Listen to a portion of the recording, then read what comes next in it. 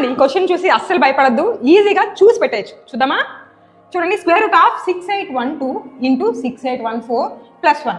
So ఇక్కడ ఈ రెండింటిని మల్టిప్లై చేసి కష్టపడిపోబాకండి, దీన్ని మనం ఒక కాన్సెప్ట్ ద్వారా ఈజీగా చేయొచ్చు. చూడండి ఒకసారి, 8 ఇంటూ 10 ఈ నెంబర్స్ తీసుకుంటే ఈ రెండింటి డిఫరెన్స్ ఎంత ఉంది? 2. ఇలా ఉన్నప్పుడు సమ్ నెంబర్ స్క్వేర్ -1గా రాయొచ్చు. ఆ నెంబర్ ఏంటి అంటే 8కి 10కి మధ్యలో ఏ నెంబర్ ఉంది? 9. 9 స్క్వేర్ -1. ఓకేనా? 9 స్క్వేర్ ఈజ్ 81. 81 -1 ఎంత? 80. కరెక్ట్గా సెట్ అయిందా లేదా? ఓకేనా?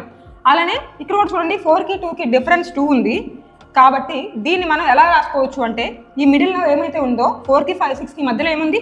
5 ఉంది. 5 స్క్వేర్ -1గా ఎక్స్ప్రెస్ చేయొచ్చు. అంతేనా? 6 4 24. సో ఇక్కడ 5 స్క్వేర్ ఇస్ 25, 25 -1 24. టాలీ అయిందా? అలానే ఇక్కడ కూడా అప్లై అవుతుంది.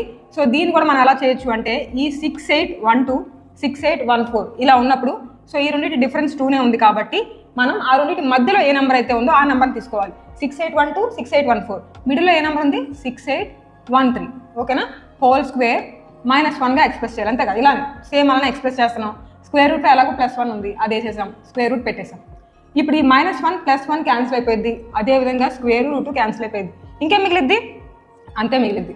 సో మీరు ఈ టైప్ ఆఫ్ ప్రాబ్లమ్స్కి మీరు ఏం చేస్తారంటే సింపుల్గా ఈ మిడిల్ ఈ రెండింటి నెంబర్స్ ఏవైతే ఉన్నాయో ఆ రెండింటి మిడిల్లో ఏదైతే నెంబర్ వస్తుందో అదే ఆన్సర్ అయింది, పక్కా అదే కరెక్ట్ అయింది. ఓకేనా? కమెంట్ చేసేయండి ఇప్పుడు ఆన్సర్.